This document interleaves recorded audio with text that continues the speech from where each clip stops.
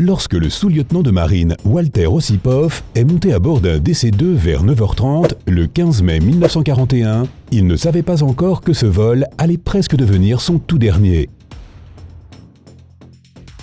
Peu après le décollage, un accident que personne n'aurait pu prévoir a laissé l'homme suspendu dans les airs, empêtré dans son parachute et accroché à la queue de l'avion en plein vol. C'était pourtant une autre belle matinée ensoleillée en Californie, et tout était calme à la base navale de North Island. Il n'y avait pas de signe avant-coureur du drame qui était sur le point de se dérouler en quelques minutes seulement. Walter Ossipoff se préparait pour un saut en parachute de routine. Ce jour-là, un lieutenant né en Ohio était le capitaine de saut d'un groupe de 12 parachutistes. En plus, il devait aussi larguer par-dessus bord 3 cylindres de toile remplis de munitions variées. À une heure précise, l'avion a décollé et s'est dirigé vers Kearny Mesa à San Diego. La plupart de ces hommes avaient déjà sauté de l'avion quand Ossipoff a décidé qu'il était temps d'envoyer les paquets de marchandises par l'écoutille. Il a sorti le premier conteneur de 68 kg et était sur le point d'envoyer le deuxième paquet quand l'impensable est arrivé. Le cordon de son parachute s'est emmêlé avec le cordon de largage automatique du cylindre de chargement et l'instant d'après, son parachute s'est déployé à l'intérieur de l'avion. Horrifié, l'homme a essayé d'attraper la soie qui gonflait, mais elle lui a glissé entre les doigts comme du beurre, arrachant Ossipoff hors de l'avion. Le poids de l'homme, combiné au poids du conteneur de fret et à la traction du parachute ouvert, a déchiré une énorme entaille de 62 cm dans le fuselage en aluminium de l'avion. Mais ce n'était pas la fin de l'histoire. L'une des sangles de jambe et la sangle de poitrine étant cassées, le parachute d'Ossipoff s'est enroulé autour de la roue arrière du DC-2. La seule sangle de jambe encore intacte a glissé jusqu'à la cheville du lieutenant et l'homme, pendu par les pieds et pris dans un enchevêtrement de câbles, de soie et de harnais, est resté suspendu à environ 4,50 m derrière l'avion. Toutes les suspentes, sauf 4, reliant le harnais d'Ossipoff et le parachute, se sont alors rompues une par une.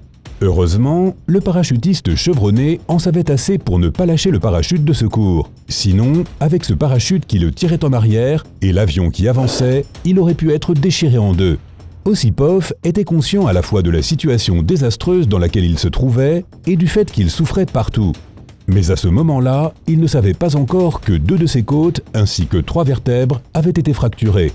Une poignée d'écoutilles de chargement lui avait entaillé l'épaule et le bras gauche, et il était gravement écorché sur tout le corps. La seule chose à laquelle l'homme pouvait penser était de garder les yeux bien ouverts et les bras et les jambes croisés contre le vent violent. La première personne qui a compris que quelque chose n'allait pas, à part Walter Ossipoff bien sûr, était le pilote de l'avion, le capitaine Harold Johnson. Le volant de l'avion l'a frappé à pleine puissance dans l'estomac et immédiatement après, l'homme a réalisé que le nez de l'avion s'était incliné de façon suspecte. La queue semblait si lourde que le pilote a dû lutter pour ramener le nez vers le bas.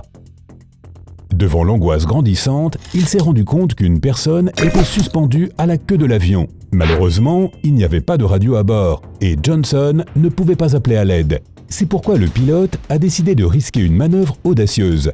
Après avoir abaissé l'avion autant qu'il le pouvait, Johnson a commencé à faire le tour du camp Kearny, du camp Elliott, puis de la station aéronavale dans le port de North Island. Sa vitesse n'était que de 160 km/h et c'était la plus lente qu'il pouvait gérer. Malheureusement, cette vitesse a fait que l'avion a dépensé beaucoup plus de carburant que la normale et il fallait absolument résoudre ce problème à tout prix. À l'intérieur de l'avion, le reste de l'équipage luttait pour trouver un moyen de ramener Ossipoff en lieu sûr. Mais toutes leurs tentatives ont échoué, car ils étaient incapables d'atteindre l'homme. De plus, ils risquaient de glisser de l'avion eux-mêmes parce que personne n'avait de parachute. Entre-temps, l'avion était déjà descendu à une altitude de quelques dizaines de mètres seulement, et le pilote pouvait voir des gens au sol, leurs yeux rivés sur l'avion, visiblement sous le choc.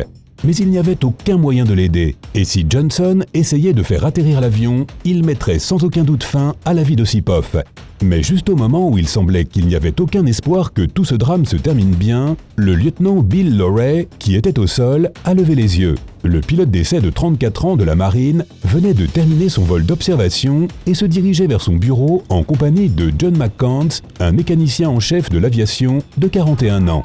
Presque immédiatement, les 2 hommes ont compris ce qui se passait, et Lorey a téléphoné à la tour de contrôle pour lui demander d'approuver son plan de sauvetage. Dès lors, le lieutenant a ordonné aux mécaniciens de préparer l'avion, un Soc 1 biplace à poste de pilotage ouvert pour le décollage. Laurie et McCants n'avaient jamais volé ensemble, mais tous deux étaient prêts à tenter l'impensable. Alors que les hommes montaient dans l'avion, plusieurs Marines se sont précipités vers eux, tenant des couteaux pour couper les cordes du parachute d'Osipov.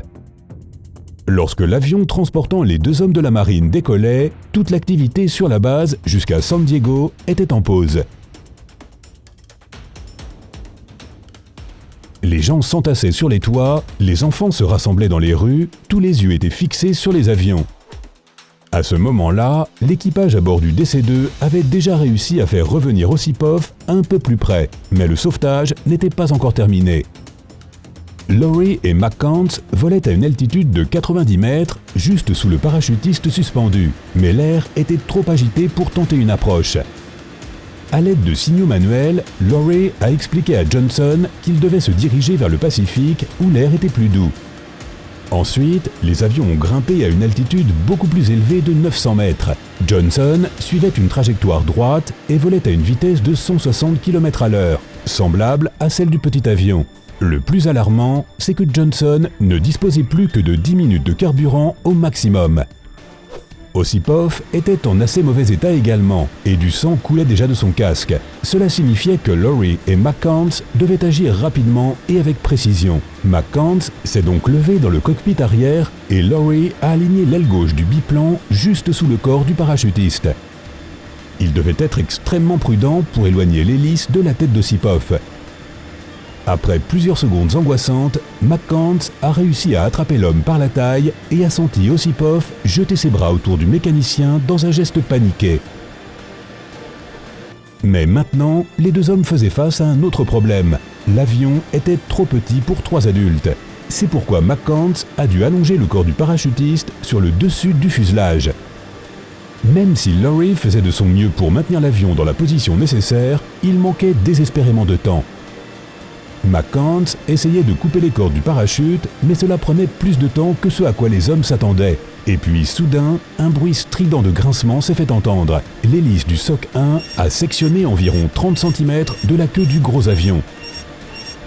Miraculeusement, les deux avions volaient toujours et Osipov était toujours collé horizontalement sur le dessus du fuselage. De plus, lors de la collision, l'hélice du biplace avait coupé à travers les cordes du parachute et les avions étaient libres d'atterrir. Mais alors que Johnson a posé son avion en toute sécurité et sans aucun problème, Laurie n'a pas eu cette chance. Une partie du parachute s'est coincée dans le gouvernail de l'avion et le pilote n'a pas pu contrôler la direction de la descente. S'agrippant l'un à l'autre sur le siège arrière, McCants et Osipov ne pouvaient qu'espérer que les compétences de Laurie les aideraient à rester en vie. Et en effet, le pilote a réussi à faire atterrir l'avion et s'est vite retrouvé entouré de gens qui l'applaudissaient vigoureusement. Osipov, qui a été transporté à l'hôpital après avoir enduré son cauchemardesque vol de 33 minutes, s'est complètement rétabli. 6 mois après sa sortie, il a repris le saut en parachute et a été promu premier lieutenant. Quant à Laurie et McCants, les deux hommes ont reçu la Distinguished Flying Cross, une décoration récompensant les aviateurs pour leur héroïsme extraordinaire. Et toi, qu'en penses-tu ? Tu t'es déjà retrouvé accroché à un avion par ton parachute ? As-tu déjà entendu parler d'autres histoires de survie incroyables ? Dis-moi tout dans les commentaires ci-dessous. Si tu as appris quelque chose de nouveau aujourd'hui, clique sur j'aime sous cette vidéo et partage-la avec tes amis. Mais ne pars pas sauter d'un avion tout de suite. Nous avons plus de 2000 vidéos sympas à te montrer. Tout ce que tu as à faire, c'est de choisir la vidéo à gauche ou à droite, de cliquer dessus et d'en profiter. Prends la vie côté sympa.